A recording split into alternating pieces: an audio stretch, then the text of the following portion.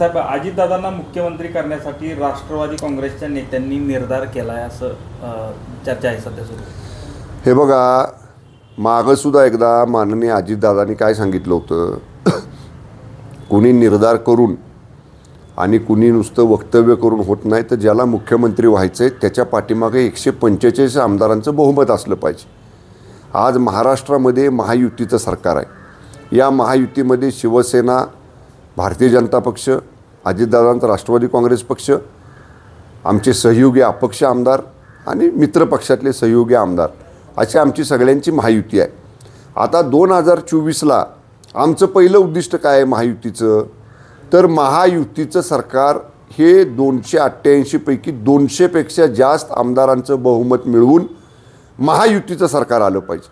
मग एकदा 200 आमदार महायुतीचे निवडून आले, त्यानंतर मग हे 3 जे आमचे मुख्य नेते आहेत, माननीय शिंदेसाहेब, माननीय फडणवीस साहेब आणि माननीय दादा, हे तिघंजण एकत्र बसतील, दिल्लीच्या नेत्यांच्याबरोबर चर्चा करतील आणि महाराष्ट्राचा नेता ठरवतील. आता बघा, आम्हाला विचाराल शिवसेना म्हणून, तर आम्ही आजही सांगू, कालही सांगतो, तर उद्याही सांगू की आम्हाला माननीय एकनाथजी शिंदेसाहेबच महाराष्ट्राचे 2024ला मुख्यमंत्री झाले पाहिजेत, यासाठी आमचा आग्रह राहील. अजितदादांच्या पक्षातल्या आमदारांना विचाराल तर ते म्हणतील माननीय दादा झाले पाहिजेत. भारतीय जनता पक्षाच्या आमदारांना विचाराल तर ते माननीय फडणवीस साहेबांचं, त्यांच्या नेत्यांचं नाव घेतील. त्यामुळे हे साहजिक आहे. राष्ट्रवादी काँग्रेस पक्षाच्या आमदारांनी, नेत्यांनी दादांना मुख्यमंत्री आम्हाला व्हायचं झालेलं बघायचं आहे असं म्हणणं कुठल्याही पक्षाच्या कार्यकर्त्याला वाटतं की आपल्या नेत्या हा मुख्यमंत्री झाला पाहिजे. आम्हाला जसं वाटतं शिंदेसाहेब झाले पाहिजेत, तसं त्यांना वाटतं ते झालं पाहिजे. त्यामुळं आमच्यात कसलेही गैरसमज नाहीत. आमचं एकच कॉमन उद्दिष्ट आहे की 200पेक्षा जास्त आमदार 2024च्या विधानसभेला निवडून आणायचे आणि महाराष्ट्रामध्ये पुन्हा एकदा शिंदेसाहेबांच्या, फडणवीस साहेबांच्या आणि दादांच्या नेतृत्वाखालचं महायुतीचं सरकार आणायचं, एवढंच आमचा उद्देश आहे. साहेब, संजय राऊत जे म्हणतायत ते मध्ये 2024मध्ये पुन्हा मोदी येणार नाहीत असं म्हणतायत. त्यांनी पुन्हा एकदा तशाच पद्धतीने, मी तुम्हाला मागं सांगत होतो बघा, त्याच्यानंतर जरा बंद झालं होतं. मी म्हणायचो बघा, हा चुकीची चिठ्ठी काढणारा पोपट, माहिती आहे ना तुम्हाला. मी बोलायचो बघा पाठीमागं की आपण यात्रेत गेलो की पूर्वी तिथं यात्रेमध्ये एक पोपटवाला असायचा आणि तो चिठ्ठ्या ठेवलेल्या असायची तिथं, आणि तो पोपटवाला काय म्हटला की तो पोपट एक चिठ्ठी काढायचा. तसं ती चिठ्ठी काढणारा हा चुकीची चिठ्ठी काढणारा पोपट आहे. ही काढलेली चिठ्ठी ही कधीच खरी ठरत नाही. आजपर्यंत एक वक्तव्य मला दाखव, एक, की संजय राऊत म्हटले ते खरं ठरले किंवा ते त्याप्रमाणे झाले. कधीच तसं होत नाही. तुम्हीच माध्यम का त्यांना एवढं महत्त्व देता? म्हणजे तुम्हालासुद्धा आता माध्यमांच्या प्रतिनिधींना हे लक्षात यायला पाहिजे होतं की आत्तापर्यंत आपण संजय राऊत असं म्हणतात, संजय राऊत असं म्हणतात, संजय राऊत असं म्हणतात म्हणून तुम्ही अनेक पक्षाच्या नेत्यांना विचारायचा, संजय राऊत म्हणतात तसं कधी घडलं का? आमचं सरकार आलं शिंदेसाहेबांच्या नेतृत्वाखाली, संजय राऊत काय म्हणले, 15 दिवसात सरकार जाणार. 15 महिने नाही, आता 2 वर्ष होत आली. काय झालं? उलट पाठिंबा वाढला. 200पेक्षा जास्त आमदारांचं बहुमत आमच्या मागं आलं. त्यामुळं संजय राऊत जेवढं आम्हाला नावं ठेवतील ना, तेवढा आमचा पाठिंबा आमचा वाढत जाणार आहे आमदारांचा, लोकांचा. त्यामुळं संजय राऊतांनी त्यांना अशी म्हणजे बेभरोशाची, ज्याला कुठला अर्थ नाही, ज्याच्यात कसलं तथ्य नाही, असली वक्तव्य करायची सवय आहे. ते जे बोलतात ते कधी खरं होत नाही. त्यामुळं त्यांनी बोलत राहावं. आम्ही असल्या वक्तव्याकडे दुर्लक्ष करतो.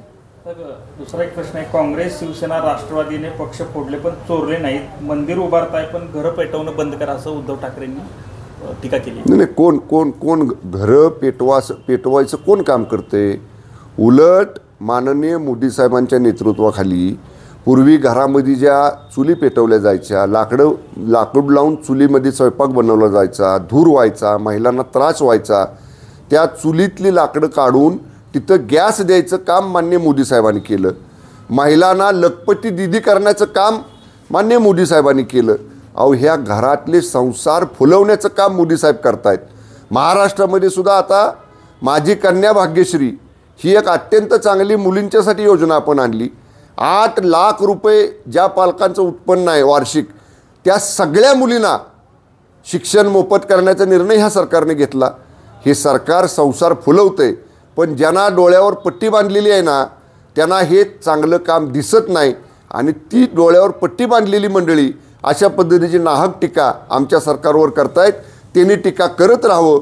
असल्या टीकेने आमच्यावर कसलाही परिणाम होणार नाही. त्यांच्या असल्या टीकेला आम्हाला माननीय शिंदे साहेबांनी सांगितलेलं आहे, त्यांच्या असल्या टीकेला आपण चोख उत्तर आपल्या चांगल्या कामातनं द्यायचं आहे. आम्ही आमच्या चांगल्या कामातनं त्याला चोख उत्तर देऊ. त्यांना ज्यांना टीका करायची त्यांनी टीका करत राहावं. योगी आदित्यनाथ यांचा दौरा झाला, त्यामध्ये त्यांनी समर्थ गुरु रामदासजी छत्रपती शिवाजी महाराज को यही से पैदा करते हैं असं म्हणून त्यांनी महाराष्ट्र पराक्रम की धरती है इसलिए क्योंकि यहाँ संतों का निवास रहा है असं ते म्हणतात. बरोबर आहे ना. मग महाराष्ट्र ही संतांचीच भूमी आहे. या ठिकाणी छत्रपती शिवाजी महाराज जे जागतिक स्तराचे सगळ्यांचे आपले दैवत आहेत, त्यांचा जन्म महाराष्ट्रामध्ये झाला. समर्थ रामदास स्वामींचा जन्म महाराष्ट्रामध्ये झाला. पंढरपूरचं क्षेत्र तीर्थक्षेत्र महाराष्ट्रामध्ये, आळंदीचं तीर्थक्षेत्र महाराष्ट्रामध्ये, तुळजापूरचं शक्तिपीठ, कोल्हापूरचं शक्तिपीठ, असे कितीतरी, कोल्हापूरचा वाडी रत्नागिरीचा ज्योतिबा राया, खंडोबा, जेजुरीचा खंडोबा राया, पालीचा खंडोबा राया, कितीतरी नावं घ्या, माहूरची आई देवी माता, ही सगळी महाराष्ट्रातली शक्तिस्थान आहेत. त्यामुळं महाराष्ट्र संतांची भूमी आहे. हे जे माननीय योगी आदित्यनाथजी म्हटले ते चुकीचं नाही, बरोबरच आहे.